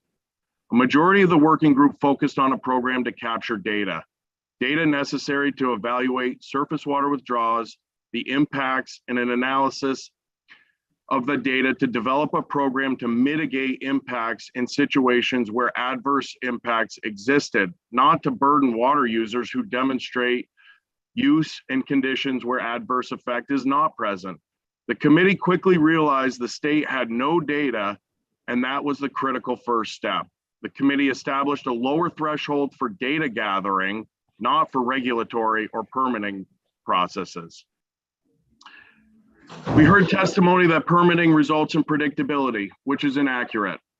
That there's an emergent need to permit and regulate surface waters in Vermont. We're not sure how this can be established solely on what other states do with absolutely no data on the conditions that exist in our state. Premature permitting will be predictable to the extent it will cost courses and other users in the state significant equipment expenses, result in unintended consequences, and will mandate regulations on water users who impose no adverse effect on the state's abundant water resources. In conclusion, we ask that consideration be given to continue with the reporting requirements to gather data and work with the known water users, state regulatory offices to develop a program for surface water withdrawals that address conditions when withdrawals and only when withdrawals present adverse impacts to the watershed. Work to develop a program that mitigates those impacts. Table the permitting and regulation components until scientific data-driven analysis can be completed. I appreciate the opportunity to speak today and thank everyone for your consideration. Great, thanks very much. So I think I heard you say something I haven't heard anyone articulate before, and that is that the study may lead to more appropriate and less costly permitting in the end, because it will be more nuanced and better fit the uses in the state, as opposed to more of a guesstimate and a cookie cutter approach. Yeah, I mean, I think the committee really felt that, you know, we didn't have the data and we couldn't assess the impacts, and that the impacts are what we were most concerned with on the watershed. And without the data, it's really difficult to determine that. And I know, speaking on behalf of the course superintendents, and the lower threshold was developed in an effort to gather the data to evaluate those impacts, should they exist, and then formulate a program that mitigated those impacts, specifically in drought conditions. And I think we heard from several people today that in a lot of cases, the abundance of water is a greater concern than the lack of water. And so I think that was really the primary focus of the advisory group. It was to gather the data, whether it's stream monitoring and or user data, to assess whether there's impacts, and impacts may be different in various regions in the state at different times and different years. Okay, great. For golf courses, are any golf courses engaging in impounding water the way ski areas are in order to have water for droughts or low water periods?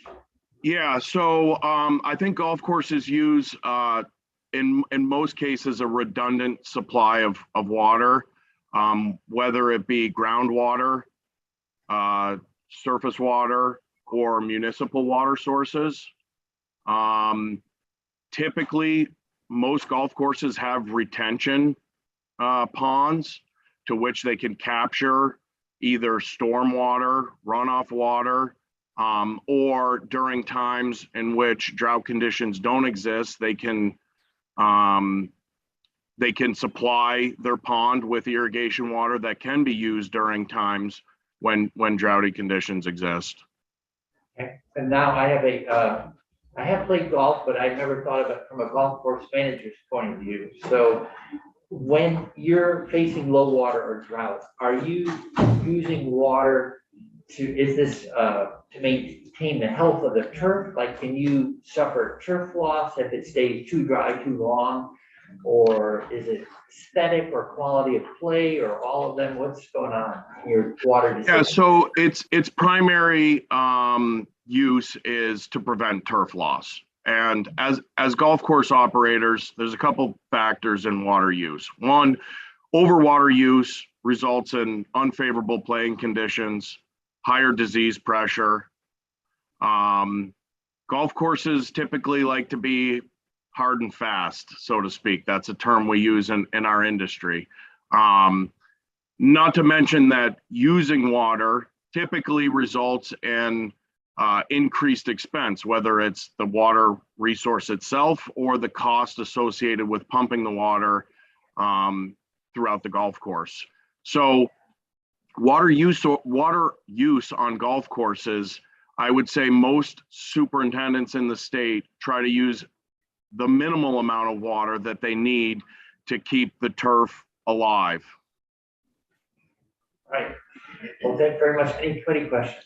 Senator Camp. No questions, but thank you for this. It just makes me think that we should be thinking at some point about all of these businesses that are going to be impacted by climate and whether or not there needs to be some kind of climate transition funds that will help people sort of rethink how they sometimes might do business and how they might actually, thinking particularly around farms and golf courses and all those sorts of things. I don't know what it would look like, but some good points have been raised around these issues here. Right. Well, seeing no further questions for Mr. Shaddy, so thank you for coming in. Good to see you again. And Yeah, you as well. Thank you. Anyone watching, that concludes our testimony this morning on H466. Now we're going to shift gears and go to speaking to senators who have amendments on S234, the inoculating to Act 250 on housing. So with that, I'd like to first welcome back to the committee and to the table Senator Herron, who has an amendment to offer. And I have hard copies for the committee. It's good to be back. I never got to finish my 2 years in this room, and I appreciate the name placard that you sent Senator Bray a few years ago. I haven't seen you in person since then. So thank you for it. A little late, thank you. Yeah. Well, I'm here to repay it by trying to fill up. Probably no surprise. I think Act 250 is always, it was an issue a number of years ago, and I think when we worked on it, when I was on this committee, I told a story that Bill Botzel taught me that you got to learn to count to 6, 76, 3, 15, and then 1. And I, at the time, said I didn't think that Act 250 bill got to the 1. And I don't think this Act 250 bill gets to the 1, in all honesty. Can you remind me what that means? But that means that's Yeah. majority in each stage. In the House committee, the House body, the Senate committee, the Senate body, Oh, I and see. then the governor. I see. Thank you. And I am really excited about half the bill. I think what you guys did on the municipal front, since I was on this committee, I now oversee municipal planning and municipality. I oversee the implementation of a stormwater utility. So I implement a lot of what we've worked on a daily basis in here. And I think where you guys are pushing municipalities is good on that front. This one, I think I understand the importance of forest blocks, and there's a lot of conservation work going on. I know one community in Franklin County that I don't represent, that Senator Starr and Senator Ingalls represents, is looking to put the majority of their forest land into conservation. That's a choice they're making as a municipality. My municipality, on the other hand, sits along I-89 and is one of the fastest growing communities in the state of Vermont, and we need housing. We have housing shortages.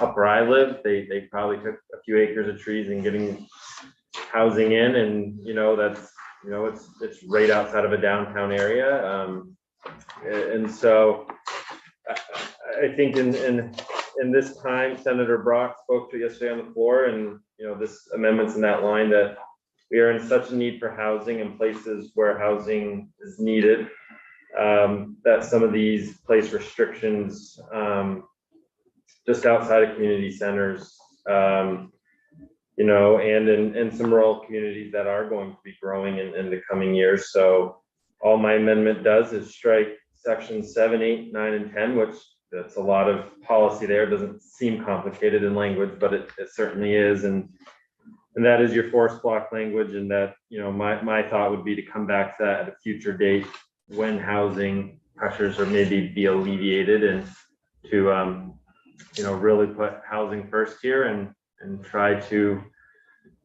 focus on that. So I'll leave it at that. So, as you know, the bill sincerely tries to balance housing and keeping green spaces green, or actually just doing, I shouldn't just say keeping green spaces green. What it asks to do is sort of thoughtful site development when green spaces are developed. Doesn't, I think one of the things that tends to get forgotten about Act 250 is its very high approval rate, 99% of permits.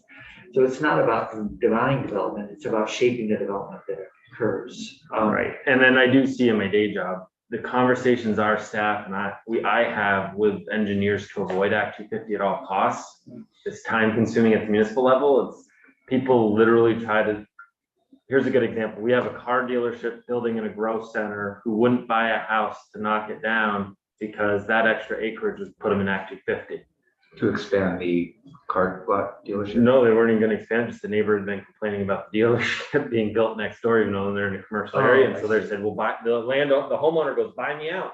The other goes, I'd love to, but you're putting me in Act 250. And so I'm not gonna buy it. And so people do whatever they can to avoid Act 250, not to speak to the high approval rating. They work very, very hard. So, and the projects that don't happen because of Act 250, there's an example I can think of. A constituent of mine bought a senior housing development that could have 56 units, could be expanded to 108, but he won't expand it to 108 because he has to go back to Act 250 and amend his amendments and go through all that. So we're losing out on potentially 50 senior housing units just because not wanting to go back to Act 250, even though he has approval for 56 when he bought the project. So it's, well, I don't know the details of that case. It's too bad because amendments are actually one of the quickest things to be processed. If you look at their staff. yeah. So, but I'm just in that point. That's people, whether it's reality or perception. The perception is it's difficult. Yeah. And the perception will be this will make it more difficult. And so you'll just, I think, see. It's always hard to prove what if, but it's. I just think of the ones that those are two examples that I've gotten calls on in my day job in just the past 4 months that I know are looking to avoid Act 250 at all costs. Going for a merit badge. Said what? Going for a merit badge. All right, To avoid Act 250 so many times, then we get one. all right. Any questions for Senator Herring on this amendment? So I would say, speaking for myself, I don't often express my opinion, but this is such a, for me, major loss to the bill. And we've been literally working on this since 2014 and had numerous reports from Fish and Forest Parks and Recreation talking to us about the importance of managing the impacts on forests. And I appreciate what you're saying. There's a lot of mythology around Act 250. Unfortunately, it, I think, leads to some irrational behavior. And I'm not sure how we cure that. I would like to poll actually not poll, I think we would take a committee position on this amendment. So if there. Can we talk to Ms. Chakowski and go through a little bit of a conversation? Well, sure. So, Mr. Chakowski, please you join us at the table. Thank you, Senator. Thank you for hearing me out. Senator Campion, good point. So please lead away. Yeah, so this is largely what Senator Parent is proposing, and I guess I could have asked this of him as well. I just don't have a copy of the bill in front of me. The road rule would be removed. No, it's not that piece. No. Can you say a little bit more? Sure. So Ellen Tchaikovsky, Office of Legislative Counsel. It's section 7 has the new definitions related to forest block and connecting habitat. Section 8 has the new criteria that would cover forest blocks and connecting habitat. Section 9 is the rulemaking section for that new criteria, and then section 10 is the mapping related to the forest blocks. So it's just the forest block and connecting habitat section. Thank you, Senator Campion. Yeah, thanks for that. I appreciate that. Is there any further committee discussion, questions for council, questions for Senator Perrin? Just keeping an eye on the clock, knowing we're all going to get call to other thing. Well, we have time, so we will view at 10:30, correct? Yes, unless the house is still on the floor. Okay. So then I would like to poll the committee in terms of what our committee position is on striking the fourth block provisions. And all those in favor of the amendment, please raise your hand. Okay. All those opposed to the amendment, please raise your hand. Did I see your hand move 8 or 9? Switch. I'd like to hear on the second amendment. Yeah. Okay, so we'll come back to this and formally poll it when we've heard the second amendment. Seeing no further questions on this one, Senator Brock, welcome to the committee. And let me distribute your amendment to the committee. Here is Senator Brock's amendment. Well, you guys are short and to the point. That's why. Well, we always appreciate concise work, and so I'd say both of you have brought very concise amendments for the committee. Thanks. So Senator Brock, floor is yours. Thank you very much. Chair, it's good to be back here. You were in this committee. Was on this committee previously. When I was here, I had the benefit of sitting between Senator McCormick and Senator McDonald all day long because they were also on the finance committee. So I learned a lot. Well, we had fun. Those were the good old days. So did we, Senator Brown. How to tackle problems. So it was Senator Lyons was chair. Okay. Wow. This is back in ancient history. That was when you were doing primeval forest bills. This amendment is short and it's to the point, and I won't belabor it because I think I spoke on the floor about it yesterday. So I don't think it's necessary to repeat everything, but what this amendment does is it eliminates the so-called road rule. And the road rule, as you know, I don't have to tell you, has been around back and forth for quite a number of years and has evoked in some cases the same reaction. In this case, this is in my mind, a considerable expansion of Act 250, as were some other things in the bill. And in this case, it is something that can, in effect, wind up applying to a single home. This is a real case of rural versus urban. And one of the things that I know I've spoken about before is the concern that we are winding up, in many cases, with two Vermonts.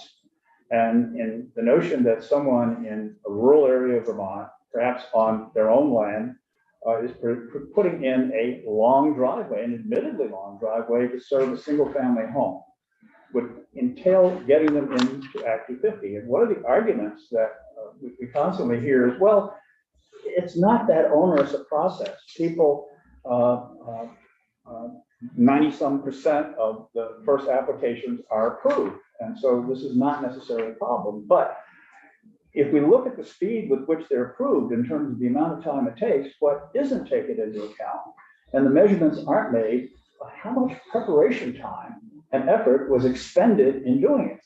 How much cost for attorneys, engineers, advice? How much time of municipal officials like Senator Parent is eaten up dealing with Act 250 permits that perhaps don't go to the real issue that we're trying to deal with, and that is a development that potentially could harm the state, harm our environment, or do the things that we put Act 250, in fact, that Governor D. Davis put in when Act 250 was established many, many years ago. And I had the pleasure of meeting Governor Davis, I think it was in 1964. Oh, really? Yeah, and he was doing he was heading the committee that looked at Vermont's contributions to road scholars in Vermont. I had the opportunity to meet him at that point. Before he was governor. He was at National Life at that point. That was before he was governor at that point. But he was like 3 years old then. What's that? You must have been like 3 years old then. I was a baby. But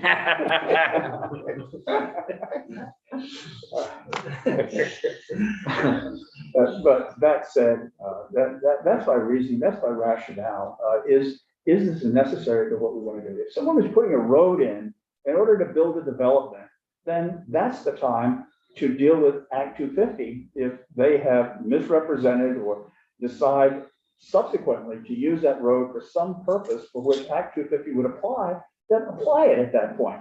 But the notion of taking someone just because they have a long driveway to their own home, that to me seems excessive, and it seems particularly punishing to those of us who live on relatively large tracts of land in rural areas. I have no intention, by the way, of building a road. So I think one thing I'm curious about is, do you have any, as you thought about this carefully, and you're on this committee before, do you have any, I don't know if it's anecdotal data or data or anecdotes that highlight this perceived difficulty? I have seen it before at the time when I was on the committee last. I don't remember the details of the particular individual. In fact, Senator Dutton and Senator McCormick might, since they were here and heard the same arguments. I don't have anything that is specifically current, but what I am doing is I'm saying that, well, we don't want to wait until we have a disaster or a case or an issue on our hands to deal with it. The time to deal with it is before we put something into law that can create the kind of problem that I'm talking about. We certainly know the theory of the problem. We certainly know the issue and whether or not it rises to the level of making this kind of change at this time, because we can see what kind of result. And we know very clearly the one house at the end of a long driveway, this situation specifically applies to.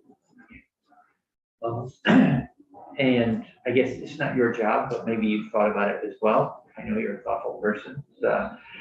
We've seen how Commissioner Snyder told us how disruptive, even though it is just to one house, for instance, how disruptive a drive can be in terms of habitat quality, water impact, et cetera. Have you thought about an alternative to this? Because I think we're all agreed on the idea that we're losing, unfortunately, in the neighborhood of 15,000 acres a year.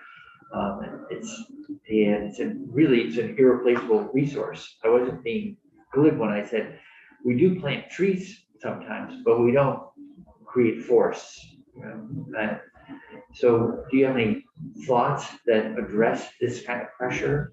Well, I mean, there is certainly the competing pressure between individual property owners who own something and who spent their resources to get that in order to achieve the ability to use their land the way they want to use their land. Whether or not a small driveway to a single family home that may be long is so destructive that it warrants, in effect, taking.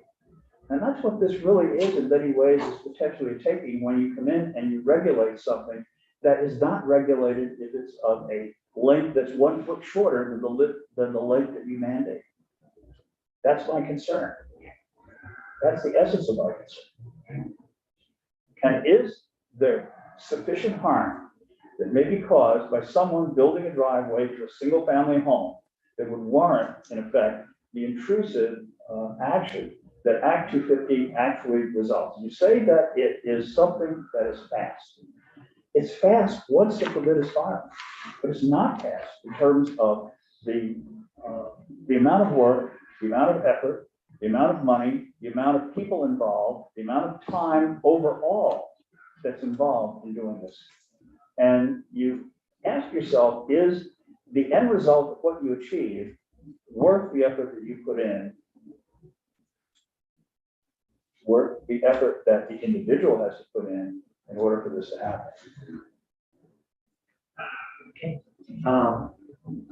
Any committee questions for Senator McCormick? I have to preface comments every now and then by saying I am not an attorney. I am not a constitutional expert. I occasionally portray one on television. I am not a constitutional expert, but I do want to say that my familiarity with the issue of taking, first of all, a taking, that is a US constitutional issue. And it's by definition a weighty issue. And it's not even appropriate to debate whether or not to do a de facto taking. It's unconstitutional. You can't do it. The idea that regulation equals a taking is a very controversial proposition. It comes up often, and it never holds up. It holds up when the value of the property is lost because of a regulation. If the exercise of the ownership rights is inconvenienced, has some expense attached to it, that is not a taking. That's been tested in court, and it is not a taking. Taking, as I'm using it here, is with a small t. And it's intentionally done as a small t. But is it something that drives behavior? And drives behavior unnecessarily is probably more the question. We've heard, and I think certainly the committee has heard, do people make decisions on the basis of whether this does or does not trigger Act 250? I will guarantee you that people who are going to build a long road will build it a foot shorter, even though it may not be the most desirable place, rather than to avoid an Act 250 in many cases. I know I would certainly consider that. And yes, these things all happen fast, typically. But it's the atypical situation with Act 250 that you always worry about. And we know that in the event that you get something that results in an appeal, it's not a short process. It may be rare, but it's not a short process. And that's the thing that people always worry about. Will you get into that situation in which you find yourself in an appeal? The average right now being over 300 days. Again, not counting, and that's the thing that we never count. We never count the aggravation, the time, the money, the expense, the experts, all the things that people have to do in order to get that permit filed in the first place. That's not when the clock starts. The clock starts at the beginning of the process. Okay. Yeah, there are many forms of regulation that, have some inconvenience. You can be on 89 or 91 in a car that's very capable of safely driving at a high speed, and there's no traffic around, and you're restrained from going over the speed limit. But we know in that case, someone could die. We know that that could be the death of the individual, that could be the damage to property. All of those things are certainly there, and it's that issue of balancing the need to regulate with a number of other factors. So any further questions for the amendment sponsor, Senator Brock? All right. So thank you very much, Senator Brock. Thank you, Senator Parent, both of you for getting us a written copy of it and for coming in person. It's always a pleasure. Good to see you. Good to see you. Thank you. Bye.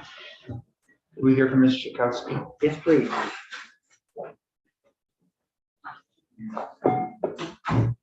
So I do have one quick question. Yeah, please. I don't know. So when Senator Brock said his comment, the 1 foot shorter, is that pretty accurate? I mean, I didn't actually understand what he was saying. so the way I took it, perhaps I misunderstood it, if Senator McDonald wanted to, if regulation said, 500 feet is going to put you into Act 250, now they go 499 feet. Is that accurate in terms of how he described that would keep you out of Act 250? Does everyone understand the question? Yeah, I don't so, understand Have a exactly. trigger. Yeah, exactly like what the post office did last week, where it put out a bid for trucks Yeah. that were 1 pound heavier than would call for electric vehicles. Did that actually happen? Yeah. Yeah. Sure. So, and I think, yes, That's That something is that's, accurate. that's, well, when people use that anecdote, I think a lot with Act 250 and in reference to the road rule too. There That somebody are, might build 499 feet. there are a lot of 790-foot roads in certain areas of the state. From what I have heard. So if you ask, I would encourage you to ask Senator Nika about her driveway. Okay. It'd be interesting, you could build a driveway for 13, well, yeah, twice what the bill calls for, but be denied a curb cut to get onto the highway.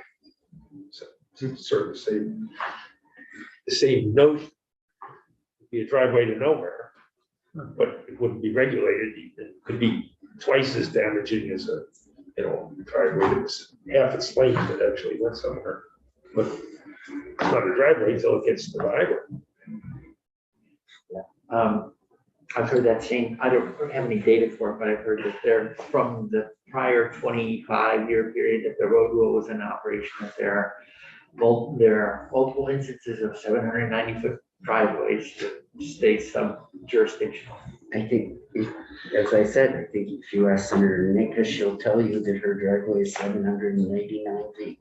Yeah. Okay. Senator King? So I just want us to work, as we always do, in reality with this one. I just worry that this goes to the floor. I just want to make sure we've got the votes. I just want to make sure of it, that's all. Because at my quick look, I think we do, or yeah, I just want to make sure we're good if we're gonna not support this matter, that's all. So as long as everybody's, because we're gonna lose, Mazda, Kitchell, Nick, I mean, I would think, so I just want to make sure we go up there and we're solid on that vote count. Perhaps I'm wrong. That's the leadership. On this amendment in particular, I think it's, and maybe I'm completely wrong on that. Well, I think there's a long way in this process. Yeah. And I think the committee put a lot of good work on this. Yeah. I voted no. I know. On the bill as a whole, and it's specific to the road rule. Right. Because I think that from my point of view, we put a lot of good work in, and it's the one area where the administration said that they were definitely opposed to that. Right. And I think a lot of the opposition to anything else in the rest of the bill dissipates if the road rule wasn't the issue. As long as we've got 16 up there, I'm good, but I know Chittenden. I'm just Okay. saying that too. No, I appreciate that. Chairman McDonald? I know this building votes are important. We're talking about the road rule. Yeah. And since the road rule disappeared, I've had that. Mr. Chair, I go to a lot of driveways campaign time. And Yeah. I often compliment people on their driveway. I do, I believe you. because some of them are crafted with love and care Yeah. about the places they live. And some of them are straight lines from the highway that the topography be damned. And they're embarrassing and they cause problems, and the people who build them don't care. Yeah. A couple of them that are particularly offensive are a couple of cell tower driveways that just go straight to the cell tower because there was no obligation for them to make some slight turns and put a water bar here and there. When it snows, you can't get there. And the roadway, the curb cut or whatever, is filled with gravel over and over again. And that's a town expense. And there's no excuse for it other than they didn't have any obligation to do anything different. And the builders didn't care because they haven't built it, they sold it to someone else. So both things, I think I will need to remember for the floor and remind ourselves that being brought into Act 250 is not about saying no to building the driveway. It's about to the management of that site to reduce it's not just adverse impacts, it's undue adverse impacts. And then they can be reduced, mitigated, or offset. I agree. I also agree with Senator McDonald that there's some, these cell towers that are constructed and people go right up and there's a lot of destruction. As long as we've got our 16, and maybe I'm doing too many vote counts. That's because I have to bring up to you, since you raised the issue. I have at least one town in my county that I know of that has standards to build driveways. And what is it? They have road standards. Oh, road standards. Yeah. They have road standards. We have standards to for communities to build out roads and the ditching and everything that's required that mitigates runoff. Yeah. By putting this in Act 250, you're not guaranteeing me any standards for that road. And if what you're doing is people building straight driveways straight to a place and not taking any corners or doing any of that so they can avoid Act 250, what have we done? Well, I think we talked about it some, creating, I don't know how it would work, municipal, a template, like model road standards that municipalities could adopt, something like that, or the more heavy-handed approach of a state level standard. And I think there's more work to be done there, because I agree, we've heard stories about fully constructed roads, the town takes them over, suffers a major expense in bringing it up to standard. No, I'm sorry. You wanted to? No, I have a technical question to ask. Okay, I want to get back to what Senator Campion said. Has the leadership counted the votes? It's not our business, this committee at this time. Timing, it can affect timing. If we want to advance a bill, Well, it's an amendment bill, so the bill, right, we would lose a provision and the We'd bill. lose it anyway. That was my only. We'll lose it anyway. My understanding is that, we had more than enough votes. I think this bill as brought to the floor. Good point. So I would. That's true. And it was in there. Yep. I appreciate that. Hypothetical versions of the bill presented. Yep, I appreciate that. You would hazard the guess. All right, yeah. The bill is off or is voted out. So And that's that's my own head. So, I'm always. But Senator Bray brings up a good point. I think you're gonna win on the issue there, but in the long haul, in the long range, to get the bill to the end game, it's going to remain the anchor that drives the building. Senator Westman, you had a question for council. So there was the question from Senator Starr yesterday about roads and our class 4 roads in town in here. This bill is, it's triggered by new construction that is not for town or state purposes. Yep. So if the town is constructing a new class 4 highway. It isn't in. It is not. But if someone builds a house on a class 4 road, the class 4 road would be in. Yes, that language is in subdivision 2 of the bill, and it says a road shall include any new road or upgrade to a class 4 highway by a person other than the town, including if the road will then be transferred to the town after the fact. Okay. So it really is about private entity constructing a road. Yeah. Even if that is a class 4 highway. Okay. And if it's a class 4 road and they build a house on it, if they don't upgrade the class 4 road, then has development occurred according to this road rule? If they construct a class 4 road, No, they don't construct it. I mean, Oh. class 4 road is already a It's already municipal road, right? right, yes. So they're just using an existing Oh. class 4 road. Yeah. And they build off of it or whatever, and they don't upgrade that road, then the road is not counted towards their driveway length. Is that correct? Correct. Okay. So, okay. Yes, So it's the things that are being so- constructed or the upgrade of a road that's already been constructed. So there's a class 4 road in, and the town gates the road. They gate about 3,000 to 4,000 feet of road. Okay. So if someone builds in the middle of that, and it has to be open now for 12 months of the year instead of closed in the winter.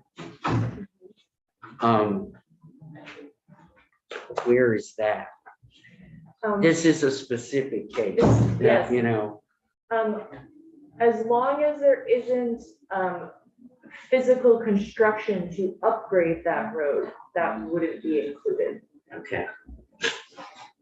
Mr. Chair. Well, if I just get on one detail, you use the word upgrade, which I think is a really precise word in this case. So that we do go into defining what routine maintenance of this class 4 road would be allowed, correct?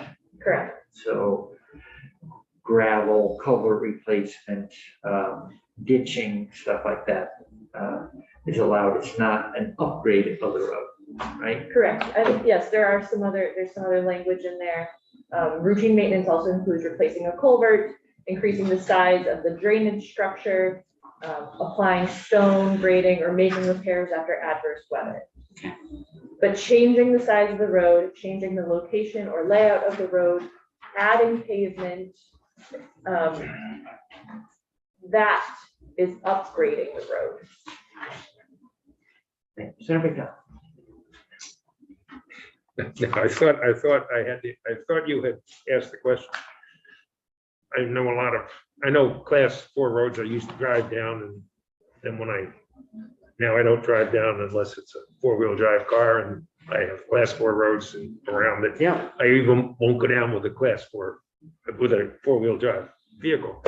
But if you're building at the end of that road and you go, my God, you can't get through here. I'm not gonna fix that. It's too damn expensive. I'm just gonna go that way, and I'm going, off the class 4 road and then back on again on my property. How do you fit that into statute? That sounds like a non-Act 250 problem. We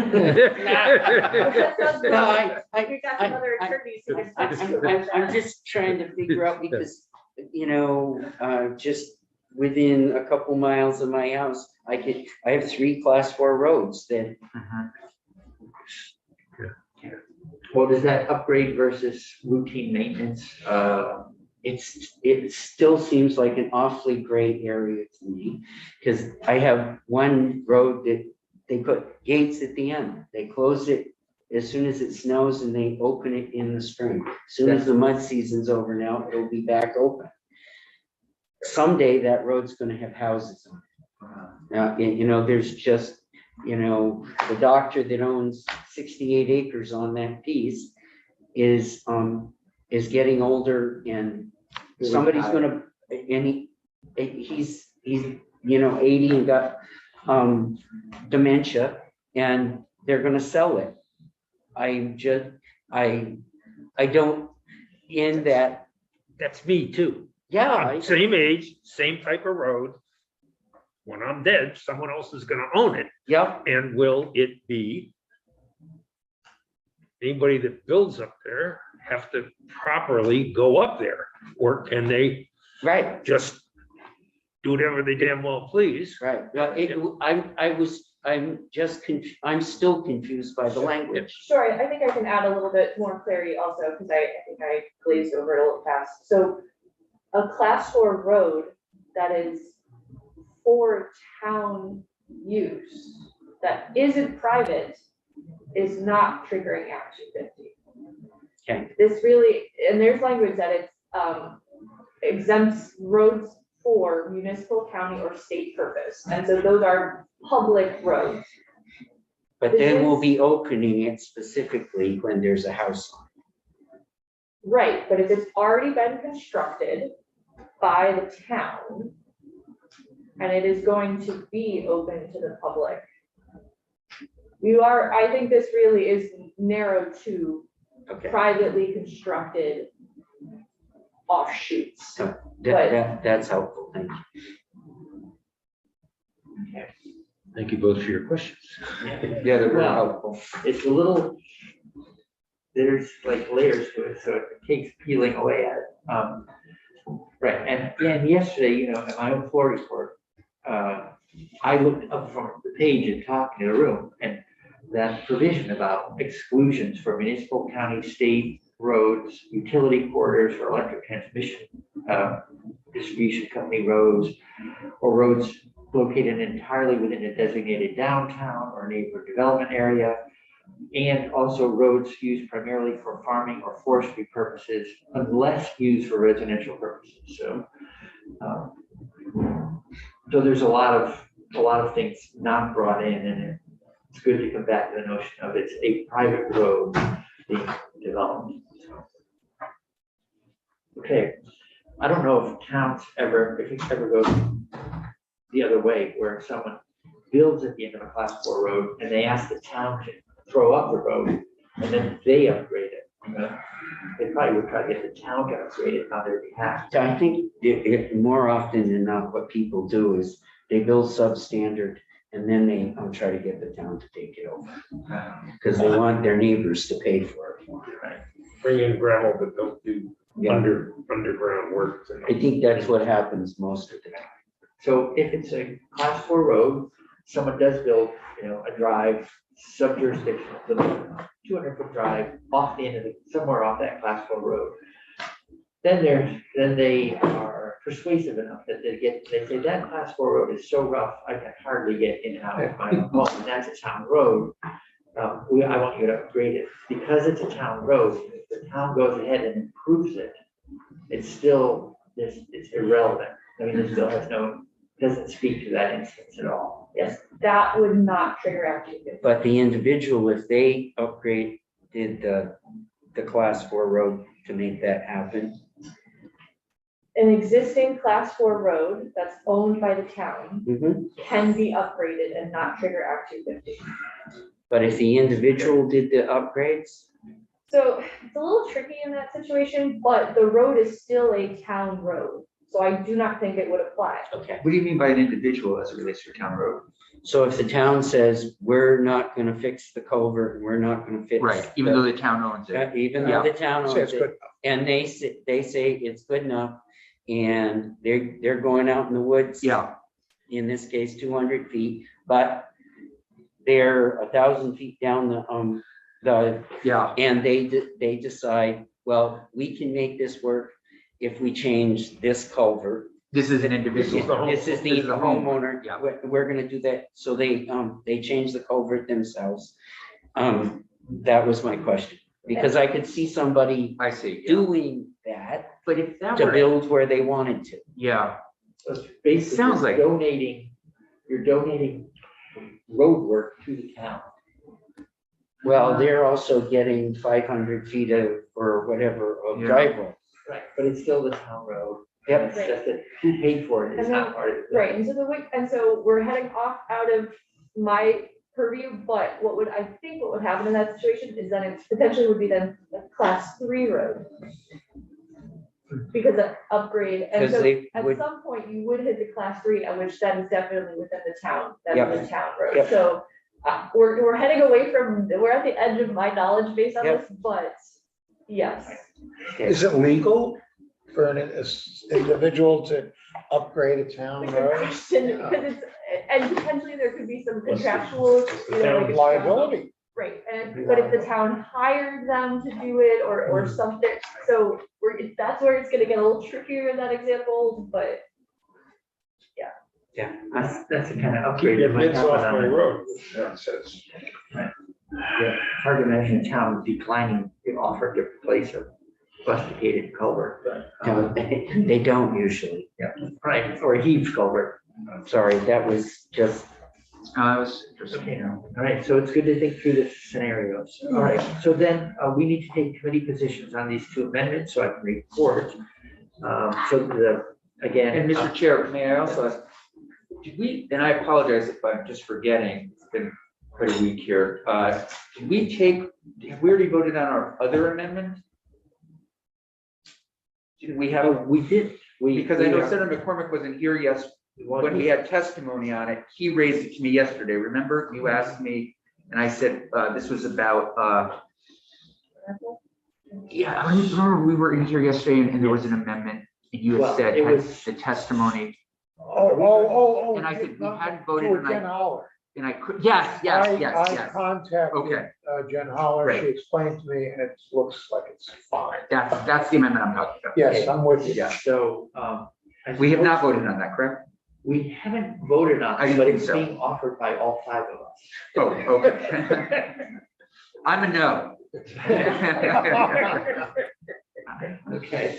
All right, thank you for I think we're that. good. Yeah. I was trying to find her. Okay, and It yeah. turned out she was in the hall, so. Yes, must be okay. very easy. Okay, so we're All right, good on great. that one. Great. So now I'll do them in reverse order here. So the Senator Brock Ingle Star amendment is striking the road rule. And so all those in favor of this amendment, please raise your hand.